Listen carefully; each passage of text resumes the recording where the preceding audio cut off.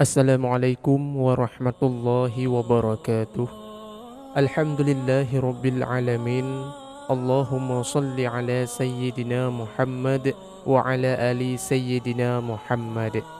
Sahabat media amalan yang dirahmati Allah Subhanahu wa taala, malam nisfu Sya'ban adalah salah satu malam yang penuh dengan keberkahan dan ampunan dari Allah Subhanahu wa taala.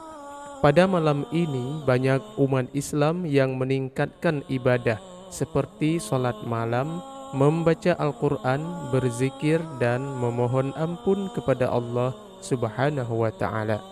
Namun, setelah menjalankan berbagai ibadah tersebut, muncul satu pertanyaan yang sering mengusik hati. Apakah amal ibadah yang telah dilakukan telah diterima oleh Allah Subhanahu wa taala?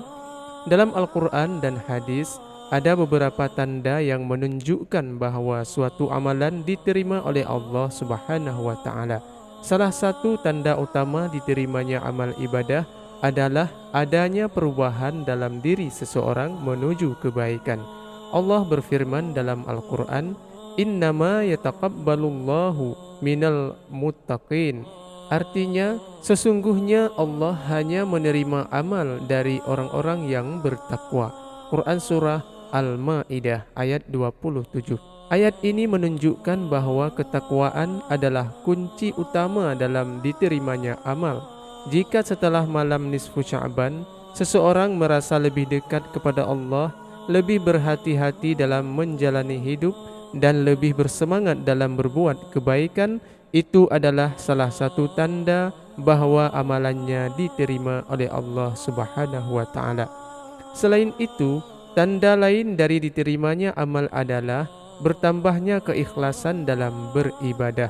Rasulullah sallallahu alaihi wasallam bersabda, yang artinya sesungguhnya Allah tidak menerima suatu amalan kecuali jika dilakukan dengan ikhlas.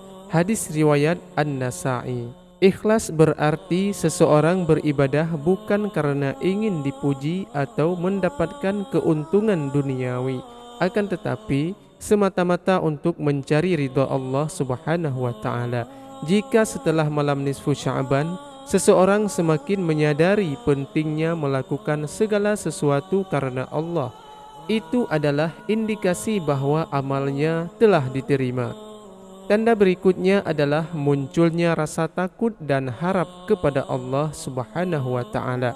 Orang yang amalnya diterima tidak akan merasa sombong atau puas diri, namun justru semakin rendah hati dan berharap agar Allah senantiasa menerima ibadahnya. Dalam Al-Quran, Allah menggambarkan sifat orang-orang beriman. A'udzu billahi minasy syaithanir rajim. Wallazina yu'tuna ma ataw wa qulubuhum wajilatun annahum ila rabbihim raji'un. Artinya, dan orang-orang yang memberikan sedekah atau amal dengan hati yang penuh rasa takut karena mereka tahu bahawa mereka akan kembali kepada Tuhan mereka. Quran Surah Al-Mu'minun ayat 60. Jika setelah beribadah seseorang merasa semakin takut akan amalannya yang mungkin belum sempurna dan berharap ampunan serta rahmat Allah, maka itu adalah bertanda bahawa ia termasuk hamba yang beriman. Selain itu, diterimanya amal juga ditandai dengan munculnya kecintaan kepada amal soleh dan kebencian terhadap kemaksiatan. Rasulullah sallallahu alaihi wasallam bersabda, "Jika engkau merasa senang ketika melakukan kebaikan dan merasa sedih ketika melakukan dosa, maka engkau adalah seorang mukmin." Hadis riwayat Ahmad. Jika setelah malam nisfu Sya'ban, seseorang merasa lebih ringan dalam beribadah, lebih mencintai kebaikan dan semakin menjauhi maksiat, maka itu adalah tanda bahawa amalannya diterima oleh Allah Subhanahu wa taala. Tanda terakhir adalah doa yang dipermudah dan hati yang merasa tentram. Dalam Al-Quran, Allah berfirman, "A'udzu billahi minasy syaithanir rajim. الذين آمنوا وتطمئن قلوبهم بذكر الله ألا بذكر الله تطمئن القلوب. Artinya, orang-orang yang beriman dan hati mereka menjadi tentram dengan mengingat Allah. Ketahuilah, hanya dengan mengingat Allah hati menjadi tentram. Quran Surah Ar-Ra'du ayat 28.